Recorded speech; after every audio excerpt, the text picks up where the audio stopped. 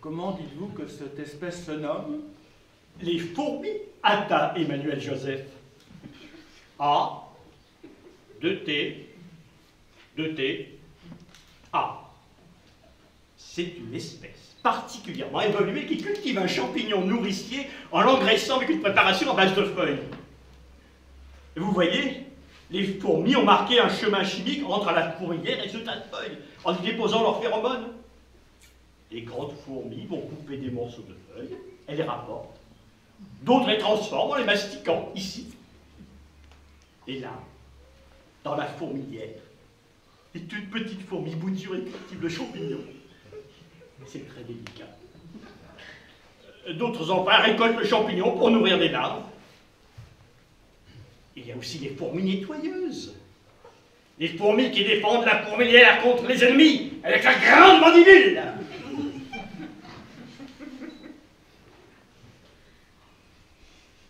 La reine reproductrice avec ses ailes. Ici, C'est incroyable. Quel miracle de la nature. Ce que c'est bien organisé. Comment font-elles? C'est la reine qui dirige tout le monde? Ah non, il n'y a pas de chef. Elles communiquent entre elles, et chacune se rend utile au mieux, selon ses caractéristiques physiques. Ainsi, chacune sait ce qu'elle a à faire. Merveilleux. Quand on pense que tout cela dure depuis des millions d'années, en quoi consiste l'expérience? C'est bien simple. Nous avons isolé une petite colonie de 2000 fourmis, et je viens de leur inoculer le gène XB58592 qui fait l'objet de notre étude. C'est un des gènes les plus spécifiques de l'espèce humaine. Le gène de l'aspiration à la liberté. Tiens, c'est curieux comme gène. Oui, c'est une sorte d'anomalie génétique que nous avons récemment découverte. Nous sommes une espèce sociale dont les individus, par une mutation génétique advenue il y a 7 millions d'années, aspirent à la liberté. Cela a probablement joué un rôle dans le développement de l'intelligence humaine, dans ce qui nous a fait passer du singe à l'homme. Du coup, nous voudrions observer les effets de ce gène sur une autre espèce sociale. Dans quel but? Scientifique. Comme ça, pour moi. Mon cher Honoré Gabriel, ne craignez-vous pas que... Mais n'ayez pas peur, aucune crainte. Si cela dégénère, nous serons obligés d'asphyxier 2000 fourmis, voilà tout. Allez, bien, allez, commençons. Là, je vois que ça s'agite par ici. Je suis prêt. Là, il y a un attroupement. Les fourmis mastiqueuses semblent avoir cessé le travail. Mais que font-elles? Elles se déplacent en rond en levant les pattes antérieures au ciel. On dirait qu'elles dansent. Mais oui, c'est vrai, elles dansent. C'est nouveau ça. Vous n'auriez pas plutôt injecté un gène de cigale? Chut. Ça alors? Elles chantent aussi. Écoutez ça. Ah oui, en effet. Ah, il faut tendre l'oreille, mais c'est pas vilain. Assez harmonieux même. Je vais les enregistrer. Des fourmis musiciennes. Quel scoop! Quelle avancée pour la science!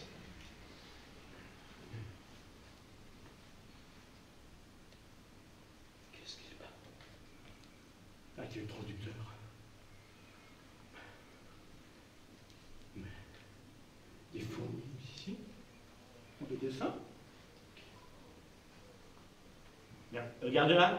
Celles-ci qui font des dessins en se promenant dans le sable. Alors, c'est prodigieux. Je note, les fourmis se livrent à des activités artistiques de toutes sortes. Et ce, malgré leur structure neuronale très simple. C'est étonnant ce que peut l'intelligence animale.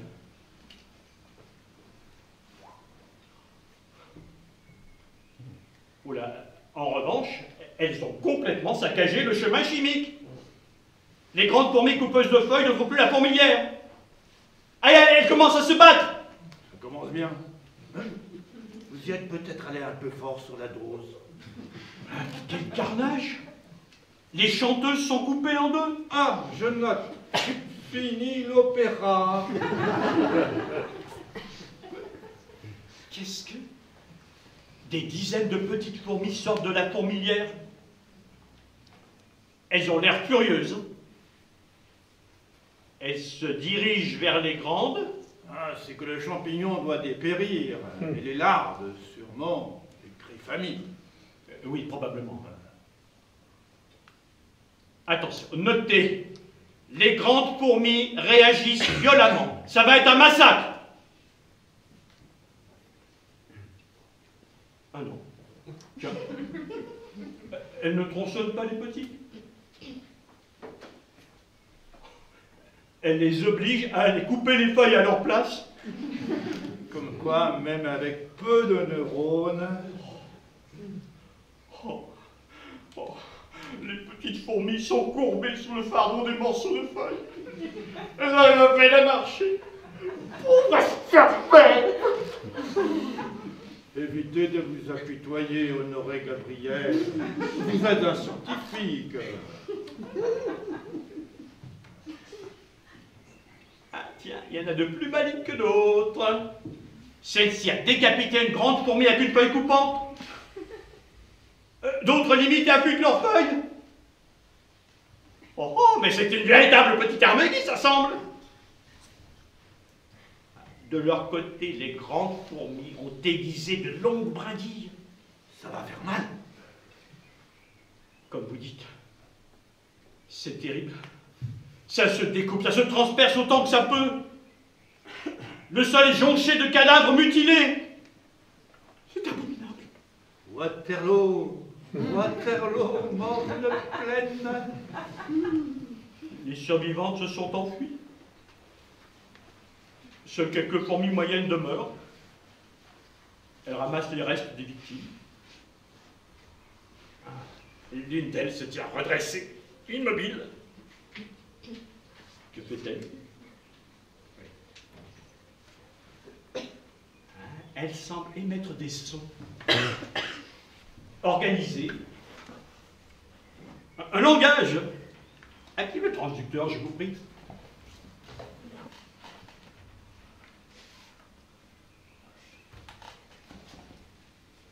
Ah oui, oui, oui, je perçois quelque chose. Il y a des sons qui reviennent régulièrement. Attendez. Pardon. Pardon. Péché, fin du monde, miséricorde, âme, esprit, éternité, félicité. Je note, les fourmis libertaires ont inventé la religion. Quelle drôle d'idée! N'empêche, vous avez vu la vitesse à laquelle elles évoluent. Formidable ce gène! Croyez-vous que tous les animaux évolueraient aussi vite s'ils en étaient pourvus? Peut-être. Vous vous rendez compte, cette somme d'intelligence que nous pourrions ainsi créer? Le règne animal pourrait converser d'égal à égal avec l'homme. Les brebis et les maquereaux s'allieraient à nous pour faire progresser la pensée universelle, la science, la philosophie. Ça donne envie d'y être. Mon cher Emmanuel Joseph, nous sommes à l'aube d'un nouveau monde. Une odyssée exaltante. Mais qu'est-ce qu'elles font, celles-ci? Les grandes fourmis survivantes ont attaché les petites et les frappent. Ah, je note, les fourmis libertaires ont inventé l'esclavage. Les fourmis moyennes tentent de les raisonner. Elles leur parlent du salut de leur âme, de la paix de Dieu. Bah, c'est bien ça. Scrotchemouine, ça peut bien se traduire par Dieu. Ouais, c'est ça, à peu près. Littéralement, ça veut dire le créateur du grand champignon. Ah. Donc, vous êtes doué pour les langues, vous. Merci. Une grande fourmi s'avance vers les petits. C'est peut-être le chef. Hein. Et leur promet de les détacher et d'arrêter de les frapper si elles acceptent de cultiver le champignon. Coupe et transport des feuilles, mastication, culture. Tout ça, toute seule. Tiens, c'est aussi ce que vient de demander une toute petite fourmi. Et alors? Alors oui, tout ça toute seule, elle raconte le chef. Je note, les fourmis libertaires viennent d'inventer l'autorité et le progrès social. Et une fourmi moyenne ajoute qu'elle est d'accord avec le chef et que si chacun respecte cette sage décision, hein, ils gagneront tous le Blurpenglook, le paradis. Oui, c'est ça, littéralement, le grand champignon rose qui sent bon. Bien, bien, bien, nous avançons. Et les petites fourmis se mettent au travail. Elles ont l'air d'en baver. Hein. Et dites, vous y croyez, vous, à tout ça? Dieu, le paradis? En général, non. Mais ça dépend des jours. Comment ça? Quand j'ai trop mangé et que j'ai très mal au ventre, ça m'arrive. Ah, ah.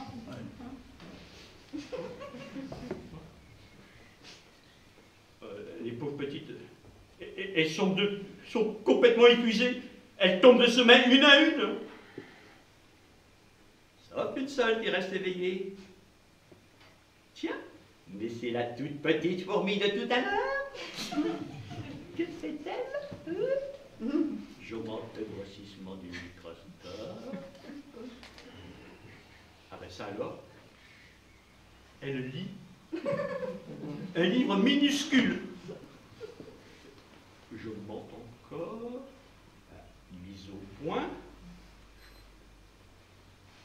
Vous arrivez à transcrire le titre? Oui, oui. Ça y est, ça y est. Oui. Duc. Dick. Dictionnaire. Dictionnaire. Dictionnaire des arts et des sciences. Voilà. Alors là, chapeau. Suivre des cours du soir après une journée pareille, un bel exemple de raison de vertu. Admirable. Tiens, elle parle. C'est drôle, elle a une toute petite voix. Instruction. Liberté. L'instruction et la liberté. Quelque chose comme ça. Oui. Du coup, d'autres fourmis se mettent à lire. Traité de philosophie politique.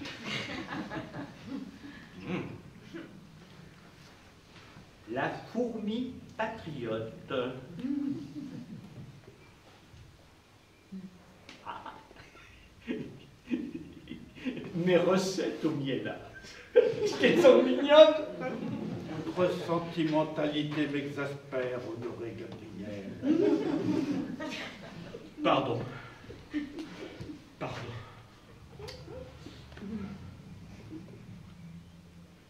Oula, la toute petite fourmi a l'air de s'énerver. Elle est debout sur une table.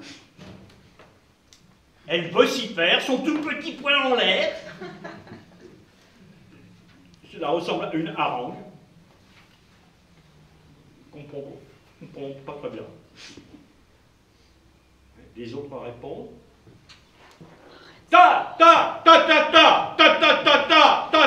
Liberté! Pouvoir du peuple! Oh, ça sent le roussi. Et que font les grandes pendant ce temps-là? Certaines dorment. D'autres écoutent les fourmis moyennes. Elles n'ont pas l'air très éveillées non plus. D'autres dansent. Vanitas vanitatis et omnia vanitas. L'utilité quand tu nous tiens. Oui. Elles semblent totalement inconscientes de ce qui se prépare.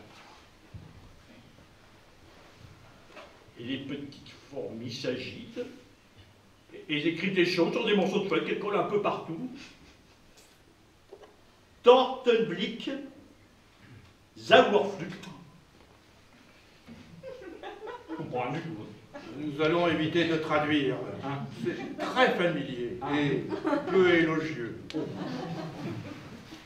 Ah, elles grimpent sur les branches et crient très fort. Je passe le volume. Exploitation des masses populaires. Peuple, réveille-toi. Abat les privilèges. Du champignon pour tous. Dieu est une imposture.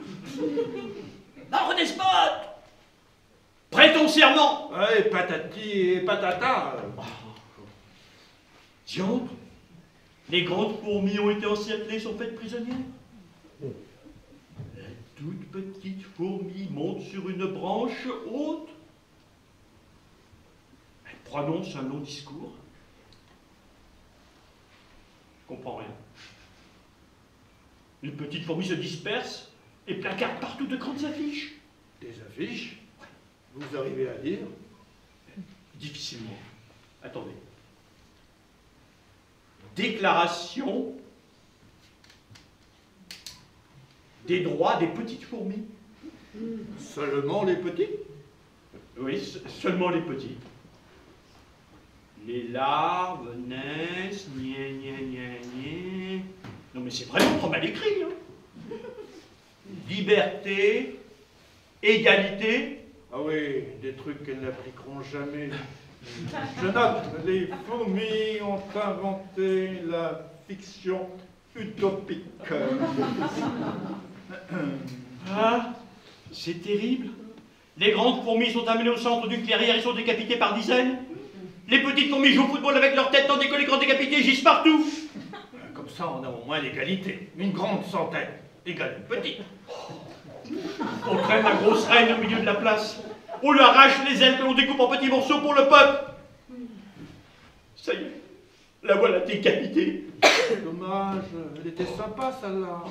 Enfin, je veux dire, c'est la seule qui n'avait pas encore essayé de tuer quelqu'un. Les petites fourmis revendiquent le droit de se reproduire comme la reine et vont chercher des mâles. Les mâles sont entraînés de force et doivent s'exécuter. C'est effrayant.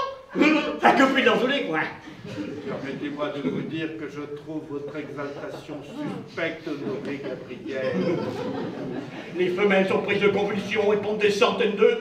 Des larves éclosent un peu partout. Sont-elles libres et égales en droit? Ça, je ne sais pas. Mais personne ne songe à les nourrir. Elles poussent des petits cris. Ils se dessèchent sur place. Certaines fourmis adultes se mettent à les dévorer. Bien, la société progresse. La toute petite fourmi est acclamée et portée en triomphe. La foule en délire exulte de joie.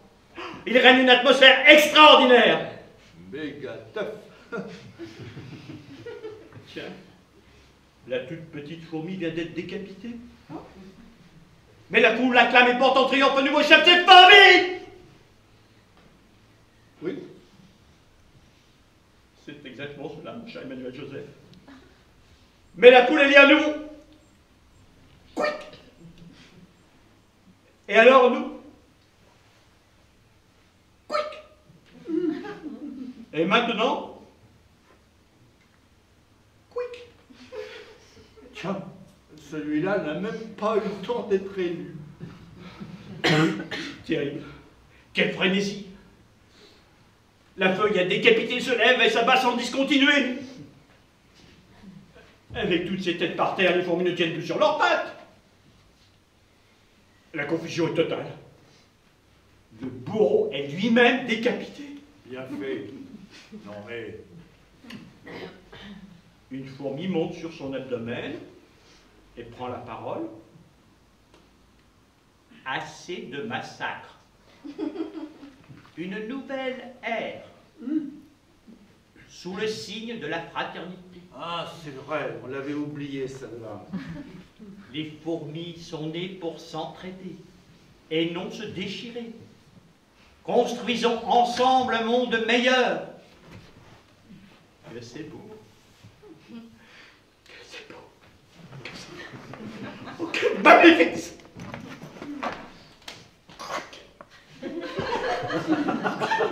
Oh. Eh bien oui, une grande fourmi vient de lui couper le sifflet. Elle semble diriger un groupe de grandes fourmis armées de force mandibules. Ce doivent être des fourmis guerrières.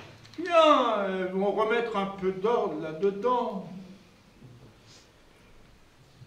Tout à coup, c'est un grand silence.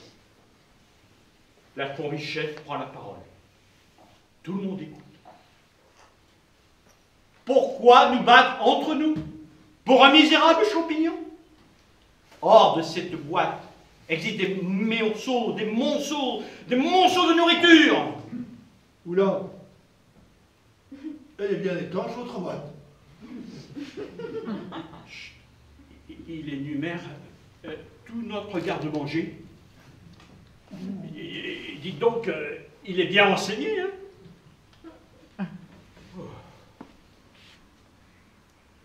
Il lève les yeux au ciel.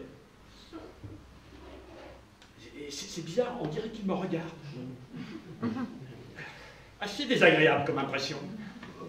Bon, je vais préparer l'insecticide. On ne sait jamais. Vous pouvez essayer de communiquer avec lui. Gagner du temps. Ok. Branchez le transducteur inverse.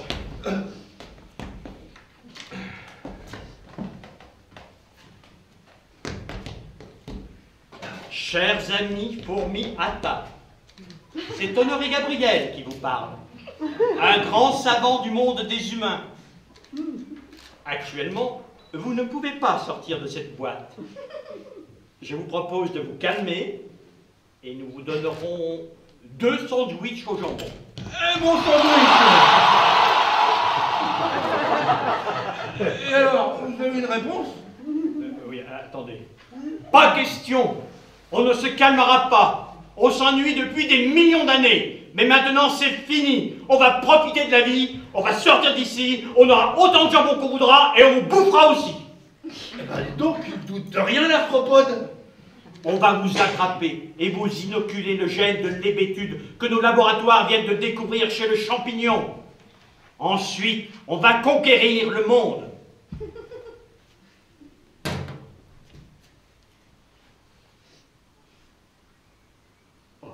Alors là, il fait un drôle de signe.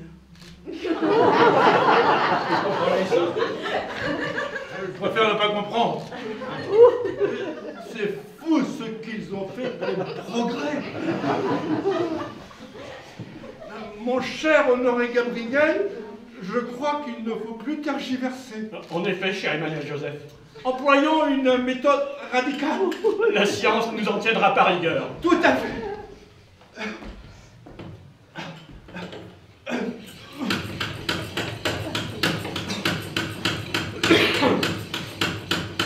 Mon cher Honoré Gabriel, savez-vous que toutes les fourmis de la Terre représentent une biomasse supérieure à celle de l'humanité? C'est effrayant, non? Effrayant, oui. Et nous avons eu chaud, hein. Heureusement que j'avais prévu la bombe. Vous imaginez si ces fourmis étaient allées contaminer les autres? Notez. Notez. Expérience scientifique satisfaisante, mais à ne pas renouveler. Le gène XB58592 présente des effets fort néfastes. C'est un gène dangereux qu'il faudrait envisager de supprimer ou d'atténuer chez l'homme. La fumée se dissipe. Y a-t-il encore quelque chose qui bouge là-dedans? Non, plus rien. Tout est mort. Heureusement. Hein. Y compris les fourmis à forte mandibule. C'est-à-dire, je n'en vois plus beaucoup. Dites-moi, vous êtes bien sûr de l'étanchéité de votre boîte? Oui, en théorie. Enfin, oui, j'en suis sûr. C'est un dispositif scientifique. Tout est maîtrisé.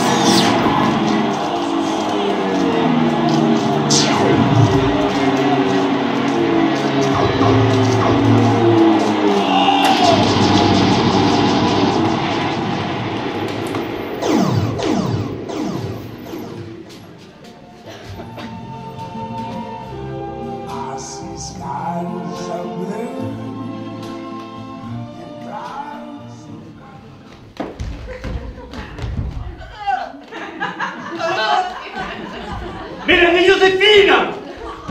Mélanie Joséphine! Oui, quoi encore? Eh bien, cet extrait d'utérus, c'est pour aujourd'hui ou pour demain? Ah, mais ça vient, si vous croyez que c'est facile. Enfin, Mélanie Joséphine, faites un effort. Révolutionner la science n'est pas non plus chose facile. Révolutionner la science, ben ça c'est vous qui le dites. En attendant, ben j'aimerais bien vous y voir. Viser l'utérus au milieu de 150 kilos de barbac. Mais quel toupet! Mélanie Joséphine, vous parlez de la grande Ramona Torricelli, incomparable soprano lyrique, notre douce tourterelle napolitaine. Tourterelle. Ah ben j'aimerais bien l'avoir volée, tiens. Une aiguille dans une botte de foin d'utérus. Bon, voilà. Je crois que ça devrait aller, professeur. Merci, Mélanie Joséphine. Nous allons enfin pouvoir commencer. Mais qu'est-ce que vous allez lui faire à ce pauvre homme? Rien de douloureux, rassurez-vous. Nous allons l'améliorer. Ah, l'améliorer avec ça. Parfaitement, oui. Mélanie Joséphine, je vous présente Robert Poulenard, qui a été champion de boxe, point de vue, Sénégal, pendant 17 ans. Battez-moi un peu ce biceps. Allez-y, n'ayez pas peur. Oh là là, oui, nettement plus intéressant que la dinde romaine, là. Comme vous pouvez le constater sur le côté athlétique de Robert, rien à dire. Cependant, la sensibilité de cet être laisse quelque peu à désirer. Oh, mais cliché. Oh, je suis sûre que c'est un grand sensible au fond. Mais pas du tout. Vos hormones vous égarent. Cet homme est une brute, et je vais vous le prouver très simplement. Tenez, offrez-lui cette fleur. Tiens, mon gentil Robert. Oh!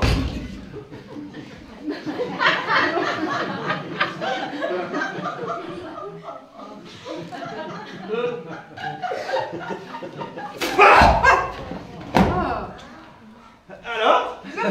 En effet, une brute malotrue. Ouais, une brute malotrue! Ce matin, il a fait la même chose avec les œuvres complètes du Bellay. Ouais, troquez votre pictoc! Vous conviendrez, très cher, que ce spécimen a besoin de nos lumières. Son hybridation génétique avec la grande Ramona Torricelli lui permettra d'accéder à une intelligence supérieure. Vite, injectons l'utérus, ça refroidit. La femme est l'avenir de l'homme. Robert, en te féminisant, nous t'humanisons. Injecte. Mais ça fait mal! Très bien, l'utérus fait de l'effet. Je suis déjà sensible, hein? Ah! Et encore bien agressif. Voilà, attachez-le bien. Doublons la dose. Ah, de Dieu, si je t'attrape, toi! Ouais, c'est ça, Robert, c'est bien. Exprimez-vous. Si vous attrapez mon cher collègue, que lui ferez-vous? D'abord, je lui ouvre le ventre avec mon opinel! Oh, votre opinel? Ah oui, symbole phallique évident. Quoique rétractable au fond. Nous progressons. Ensuite, je lui tire tous ses boyaux et je les strangle avec! Allusion très claire à une citation de Diderot. Ah. Bien, Robert, bravo! La littérature vous tend les bras. Et avec le reste, je fais du boudin de son sein et une corde à sauter! Pour l'entraînement. Ha ha! Bien, le boudin et la corde à sauter. C'est pas dans Diderot, ça? Je ne vois pas. Oh ben moi, je voudrais pas gâcher l'expérience, hein. Mais vous êtes sûr que ça marche hein? Normalement, si vous avez bien prélevé l'utérus. Dis donc, la femelle, c'est qui t'a dit de causer? Oh, toi, le cobaye à tête de nœud, tu vas pas me chauffer longtemps, passez-moi la seringue. Non mais... Oh.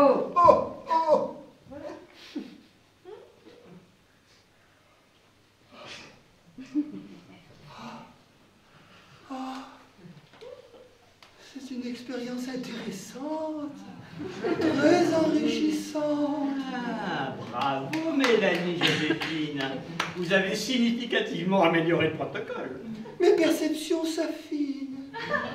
De nouveaux horizons se découvrent à mes yeux. Je me sens grandir intérieurement. Permettez-moi de vous offrir cette fleur. Merci.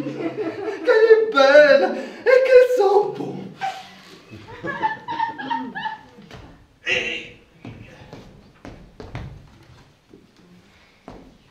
Et ce livre. Oh, du bel lait. Mon poète préféré. Comment avez-vous su? Un bel effet. Quel est ton prénom? Emmanuel Joseph, vous servir. Emmanuel Joseph. Comme c'est charmant. Si nous avions un enfant, il aurait en profit à Guilain.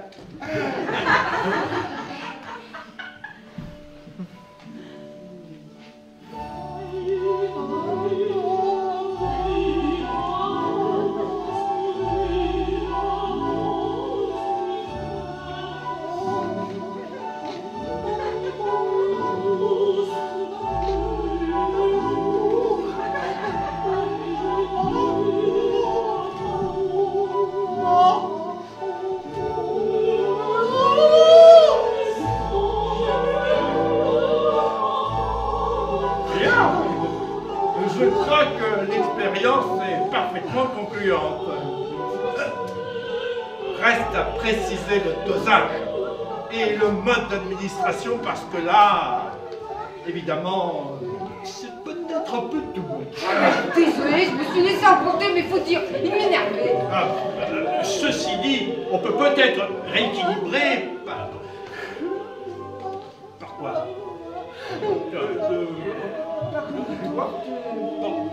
Du bois? Par du potalamus? Non mais René Dubois, c'est l'académicien. Vous connaissez l'académicien? Oh ben dites donc, c'est pas parce que je vous sers bonne à tout faire qu'il faut me prendre pour une cruche. Oui, pardon, c'est ça. René Dubois, l'académicien. Bonne idée. ça lui stimulerait les neurones, et celui-là, ça lui rafraîchirait le sang. Emmanuel Joseph! Oui, tout de suite, tout de suite, attends. Fais-moi un enfant, je t'aiderai pas! Il faut opérer d'urgence. Ne vous inquiétez pas, j'ai du bois en congélo. Compartiment du bas. Éprouvette bleue. Du bois extrait d'hypothalamus. Oui, c'est ça. Mise en température 20 secondes, ça devrait suffire. Il est mort à quel âge du bois? 104 jours. Ils ont la vie tenace, c'est si mortel. Ah, sacré parcours tout de même. Oui. Il avait amassé une belle fortune en Afrique. Et finir dans le dictionnaire, chapeau. Voilà, ça devrait aller. Vous voulez que je lui injecte? Merci, Mélanie Joséphine, on va s'en occuper. Après une petite anesthésie.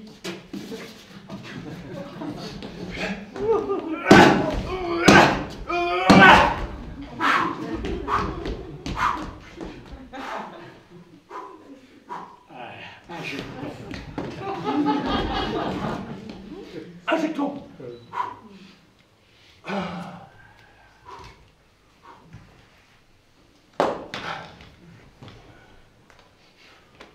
Bon, ben, il se passe pas grand-chose. Robert, réveillez-vous. Ramona, René. Oui, ma douce. C'est déjà l'heure de ma toilette. Tout va bien, monsieur l'académicien. Vous êtes propre et vous sentez le savon. Nous voulions savoir ce que vous pensez du progrès de la science. Quand vous voyez ici rassemblés de dignes représentants. Je ne vous ai pas déjà vu quelque part? Oh, c'est peu probable. Alors, quelle serait votre opinion? Le progrès de la science, ma foi. Je ne sais pas si on peut en penser quelque chose, vu que nous n'avons pas le choix. L'être humain sera toujours asservi par la marche infernale de son cerveau, qui veut toujours découvrir, inventer, exploiter. Nous édifions jour après jour une tour de Babel qui nous écrasera de son poids. Le poids d'une complexité que nous maîtrisons de moins en moins, que personne ne contrôle, et qui finira par s'écrouler dans le chaos. Mais comment freiner le processus? Il faudrait changer la nature de l'homme. C'est impossible. Alors, mon petit, cueille le jour en attendant qu'il ne s'éteigne. Oh, mais c'est beau ce que vous dites. Oh, mais il a raison, on ne devrait pas... Et comment, vous, un grand penseur, vous n'avez pas foi en l'esprit humain? Pas du tout. Et je suis bien placé pour croire ou ne pas croire en ce que je représente, non? Vous avez foi en votre esprit, vous? Bien sûr. Nous sommes les scientifiques les plus doués de notre génération. Et vous allez guider l'homme vers un avenir radieux? Nous nous y employons sans relâche. Bien. Bien. Continuez. Je vais faire un petit somme, moi.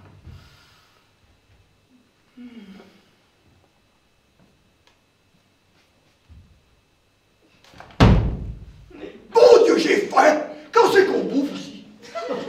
Je note, l'effet des injections semble temporaire. On s'en fout que tu notes! Apporte-moi un truc à grailler!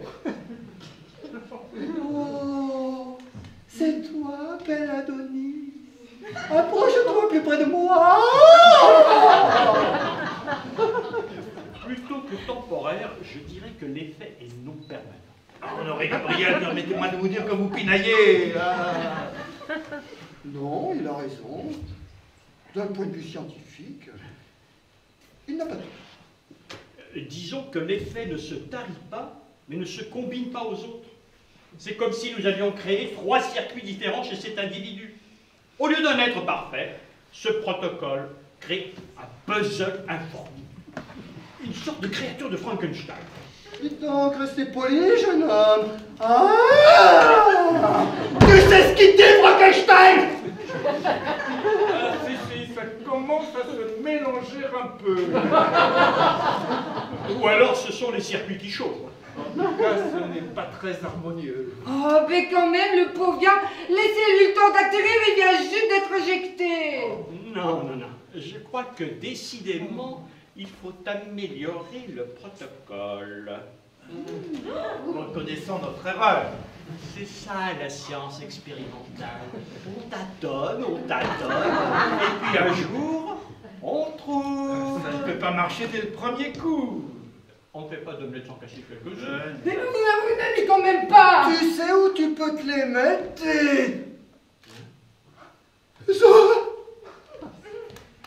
Merci Robert, vous aurez bien servi le progrès scientifique. Vous recevrez une médaille à titre posthume. Donnez ce qu'il me donne. Oh, les mains, les tordus. Mais les mains, c'est moi, enfin, qu'est-ce qui vous prend? Rendez-nous cet objet, vous allez vous blesser. Allons Mélanie, mon petit, soyez raisonnable. On peut discuter. Gardez vos distances, j'ai dit. Honoré Gabriel, mon petit, veuillez détacher ce pauvre homme. Je vous prie. Mais vous êtes sûr? C'est qu'il pourrait être violent. Bon. Mélanie, vous êtes un ange. Merci. Merci, monsieur l'académicien. Tenez, si vous voulez bien attacher ces deux individus. Volontiers.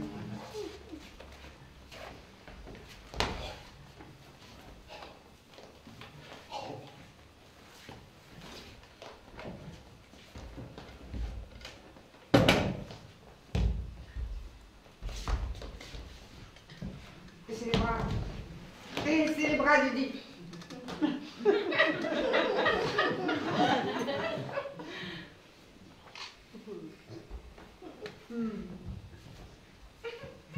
Attachez-les bien, serrez très fort.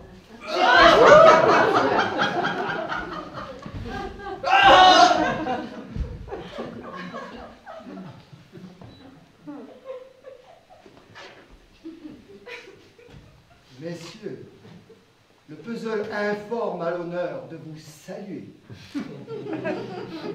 Mais Adonis serait ta fête!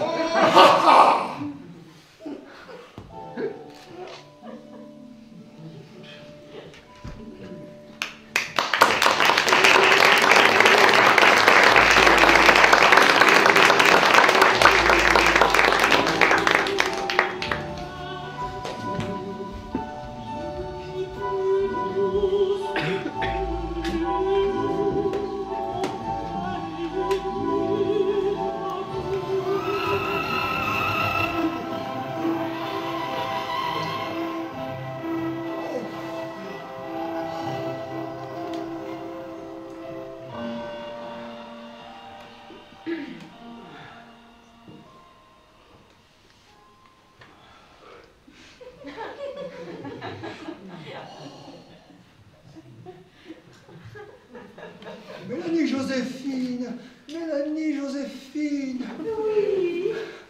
Pas trop de cappuccino, s'il vous plaît. Voici, monsieur le directeur. Merci, ma petite Mélanie.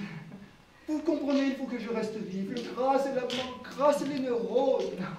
Dans ce monde sans pitié où tout va si vite, un homme aux neurones gras est un homme mort. Oh, mais je comprends parfaitement, monsieur le directeur. Je n'en doute pas, ma petite Mélanie, vous êtes adorable. Oh, merci, monsieur le directeur. Avec des assistantes comme vous, les laboratoires Roberto n'ont pas de soucis à se faire. Assistante, mais vous voulez dire associé, oui? Oui, pardon. Oh. Ma langue a fourché. Cher associé. Alors, comment se portent nos cobayes? Enfin, nos patients.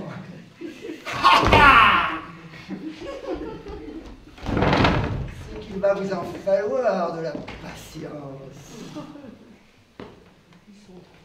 Eh bien, vous bien, état stationnaire.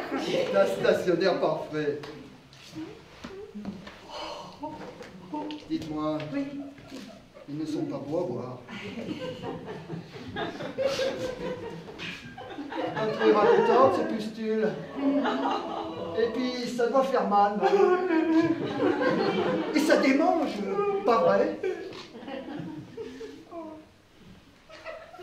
J'ai remarqué qu'en ajoutant un peu d'huile de camomille, on obtenait une très nette amélioration de la peau. De camomille? Faites-moi. Là.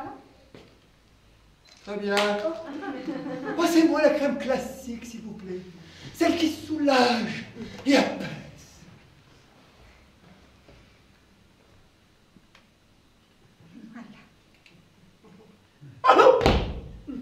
Voilà. Ça fait du bien. Hein? Allez, on vous en remettra demain si vous êtes sage. Et mon huile de camomille, qu'est-ce que vous en pensez? Oh, ma petite Mélanie, il faut encore que je vous explique. Votre camomille, là, c'est très dangereux. Oh, mais pas du tout. Je m'en badigeonne depuis toute petite, alors. Laissez-moi finir. C'est très dangereux pour nos petites affaires, comprenez-vous? Ah oui. Mélanie, Joséphine, dites-moi, qu'est-ce qu'un bon malade? Ah, c'est un malade qui se soigne avec les médicaments Roberto. Bien. Vous avez déjà assimilé cette notion importante. Mais un bon malade, c'est aussi un malade qui le reste, n'est-ce pas? Et qui dure longtemps. Oui, c'est vrai. Vous me suivez? Oui. Pour cela, il faut donc soulager, mais pas guérir. Et faire durer le traitement. D'accord? Mais oui, bien sûr, bien sûr. C'est pourquoi j'ai mis au point une formule spéciale qui soulage les symptômes tout en entretenant les lésions afin de fidéliser le patient. Car il est important, n'est-ce pas, que le patient se souvienne chaque jour et très longtemps qu'il a besoin de nous et qu'il nous soit reconnaissant de ce que nous faisons pour lui. Ceci pour la bonne santé des laboratoires Roberto. Vous prenez des notes? Ah oui. Oh. Vous êtes très convaincant, monsieur le directeur. Merci, ma petite Mélanie. Alors, qu'est-ce qu'on fait de son huile de camomille? Poubelle, oui. Bravo! Vous comprenez vite. Oui, merci. Dites-moi, Oui. vous avez les chiffres de production et de vente de cette semaine? Oui, voici les productions journalières. Très bien, très bien. Formidable, ces fourmillateurs. Ah, oui. Quand je vous disais que je les mettrais vite au travail. Ah, mais ça c'est vrai. Hein. Mais je sais pas comment vous avez fait, mais c'est impressionnant. Comment je fais? C'est très simple. C'est très simple. Vous savez que ces petites bêtes se nourrissent essentiellement de leur espèce de champignons, là. Oui. Eh bien, j'ai eu l'idée de confisquer leur réserve de sport. Sans sport, pas de champignons. Cependant, si elles restent calmes, j'accepte de leur en vendre en fixant les prix. Bien évidemment. Lumineux, et il fallait y penser. Eh oui, ma petite Mélanie. Du coup, plus de grève, plus de révolte. Fini tout ça. Elles bossent comme des damnées et fabriquent à bas coût tous nos produits. De temps en temps, je leur accorde une petite prime salariale, suivie peu après d'une augmentation du prix des sports. Je suis génial. Bon, alors ça donne quoi au total sur la semaine? Alors, nous en sommes, la production de la semaine, sur 82 000 vaccins, 156 000 pilules et 56 000 tubes de crème. Oh, petite fourmi. Et les ventes? Ah, là, c'est un petit peu plus difficile. Seulement 13 000 vaccins. Quoi? Qu'est-ce que c'est que cette histoire? C'est-à-dire que les campagnes de vaccination ne marchent pas très bien et les gens sont réticents à nos nouveaux vaccins qu'ils jugent inutiles. Comment? Mais qui sont-ils pour juger? Ces vaccins sont parfaitement utiles. Ah, ça se discute. Laissez-moi finir! Parfaitement utile pour nos petites affaires, comprenez-vous? Ah, oui. Révision. Mélanie Joséphine. Oui. Concentrez-vous. Oui. Dites-moi, quelles sont les 2 mamelles des laboratoires Roberto? Oh ben, vaccin et maladie chronique, monsieur le directeur. Bien. Parce que... Eh ben, parce que les vaccins se vendent à beaucoup de monde et que les maladies chroniques durent longtemps, monsieur le directeur. Bravo, ma petite Mélanie. Alors pourquoi vous n'avez vendu que 13 000 vaccins? Hein? Vous pouvez me dire? Ma petite Mélanie, vous allez envoyer au Conseil de l'Ordre notre rapport sur les ravages de la dysplasie rhumatoïde, expliquant la nécessité absolue d'une vaccination obligatoire pour tous. Ce vaccin étant l'une de nos exclusivités, cela devrait améliorer les choses. Ah, mais la dysplasie rhumatoïde, c'est pas le vaccin qu'on a injecté à... Absolument. Ah. Efficace, non?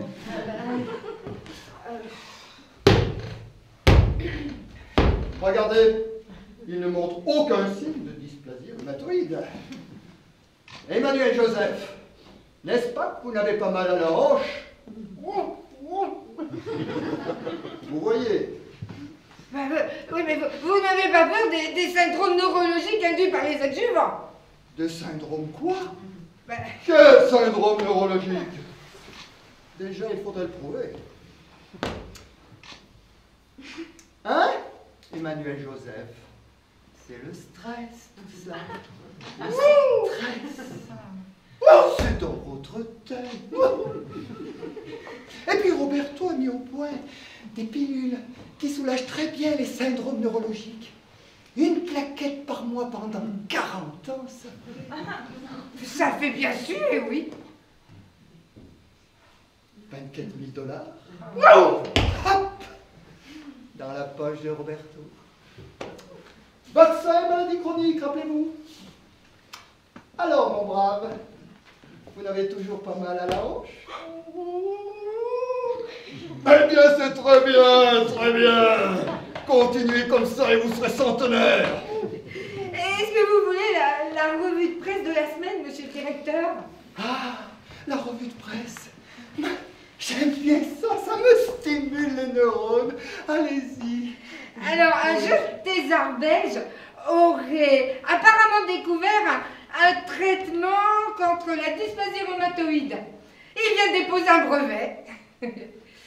Quoi? Eh bien, ils sont bien ces petits jeunes, non? Ah, vous trouvez? Mais si on guérit cette maladie, plus besoin de vacciner. Une catastrophe. De quoi se mêle-t-il, ce Belge? La dysplasie rhumatoïde, c'est ma maladie! Alors! Mais écoutez, vous ne devez pas savoir. Bon, pas de problème. Ma petite Mélanie, vous allez écrire à ce petit Belge Écrivez au petit et lui proposer un partenariat.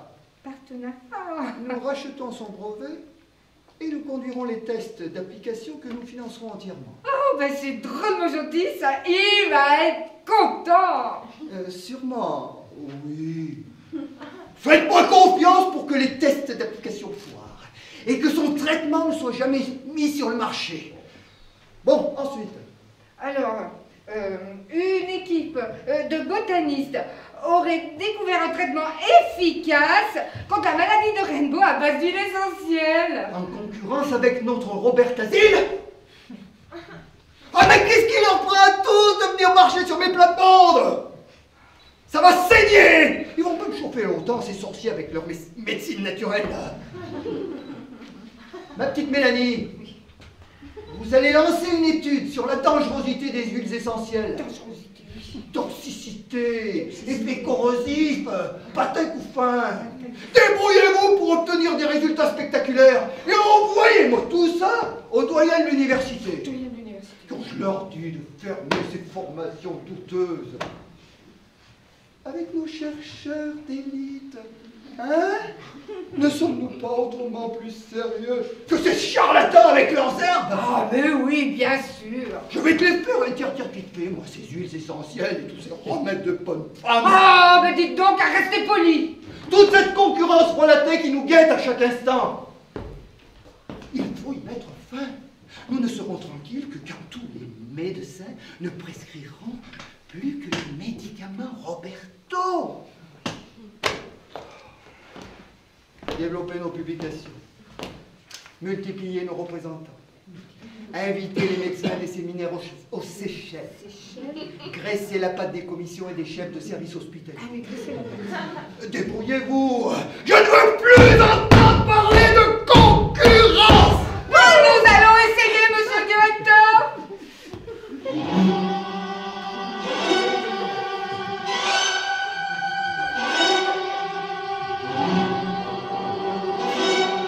Imaginez, ma petite Mélanie, quand les laboratoires Roberto soigneront l'humanité entière, quand tous les hommes, sans exception, nous devrons leur salut. Oh, mes petits maîtres, vous me prendrez dans la main.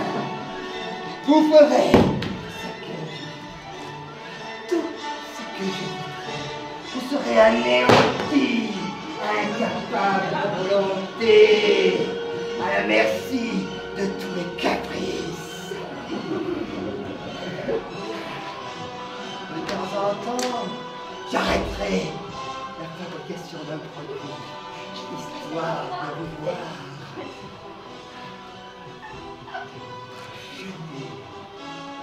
Et puis, je lancerai un produit de substitution 2 fois plus cher et vous me remercierez. Je vous tiendrai par la peur, par le désir de guérir. Je vous tiendrai par l'espoir. Je vous tiendrai par l'espoir. Car c'est tout ce que vous méritez. Tenez, monsieur le directeur, votre cravate.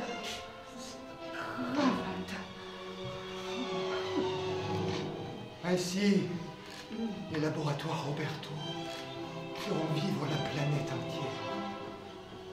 En mauvaise santé, certes, mais longtemps, très longtemps. Sans vouloir vous contrarier, monsieur le directeur, mais nous n'en sommes pas là. Nous n'avons qu'une modeste unité de fabrication de 3000 fourmis. Que me dites-vous, mon petit? Cela, c'est juste un début. Nous allons multiplier nos unités de production. Il y a des milliards de fourmis à tas dans le monde qui toutes travailleront pour nous. Nos vaccins et nos médicaments créeront des maladies toxiques, chroniques. Nous diversifierons notre activité en investissant le domaine agroalimentaire. Nos engrais, nos pesticides, nos additifs alimentaires, nos organismes génétiquement modifiés créeront encore de nouvelles maladies que nous soulagerons à merveille.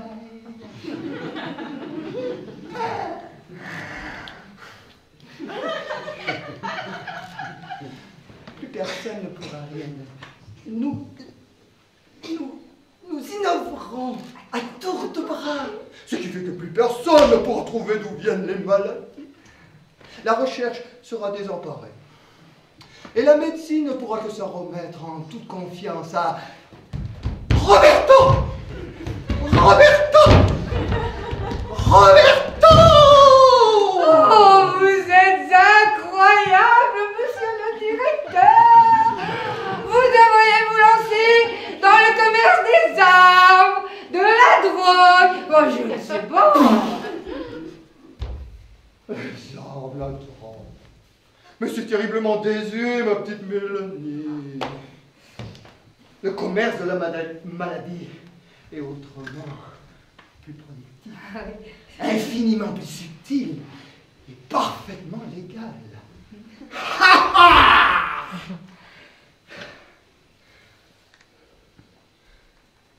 Il ne prendra fin qu'avec l'humanité. Toujours les hommes devront se nourrir et se soigner. Ah ben oui, c'est vrai. Et quand tous les hommes ne mangeront plus que du Roberto, ne se soigneront plus qu'avec du Roberto, alors je pourrais les faire travailler pour moi. Je déposerai des brevets sur nos nouvelles céréales, nos fruits et légumes, génétiquement modifiés et stériles. Plus personne ne pourra rien acheter ne pourra rien planter sans l'acheter à Roberto. Je posséderai toutes les semences dont je fixerai les prix à loisir.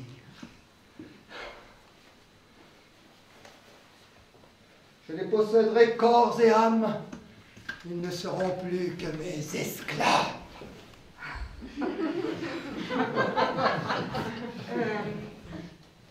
Sans vouloir trop vous faire de peine, monsieur le directeur, les hommes ne sont pas des fourmis. Ils ne vous laisseront jamais faire des choses pareilles. Mais c'est impossible. Impossible? Ah oui, Ma quand petite même. Mélanie, vous croyez? Ben oui, c'est du délire, votre scénario. Du délire. Ah oui. Oui. Eh bien, on en reparlera dans 10 ans. Chère assistante.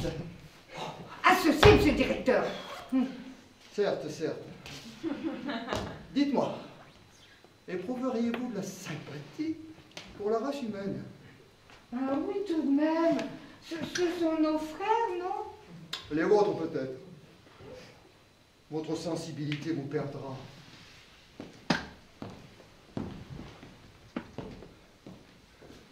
Vous ne survivrez jamais dans ce monde bestial où les hommes ne sont bons qu'à s'exploiter et se déchirer mutuellement. Je crois que vous les regardez de trop près. Éloignez-vous un peu. Et vous verrez que ce ne sont que de petites fourmis. Microbes tout au plus, qui ne valent pas mieux que les staphylocoques que vous exterminez à longueur de journée. Vous avez une trop idée de la médecine, vous. Bah, je plaisante, je plaisante. Vous savez que je consacre ma vie à œuvrer pour leur bien. Ouais. Au fait, ma petite Mélanie, avez-vous songé à vous faire vacciner contre la dysplasie rhumatoïde? Vous savez que ce sera bientôt obligatoire.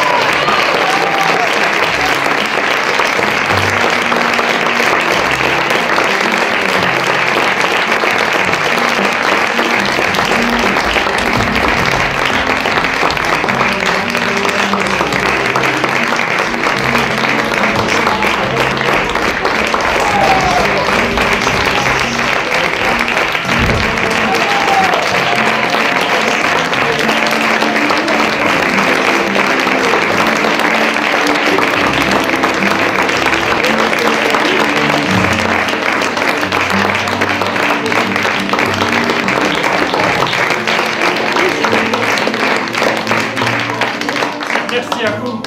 La pièce que nous venons de jouer devant vous, Les périls de la science ou le triomphe de Roberto, a été écrite et mise en scène par Marie-Hortense Lacroix.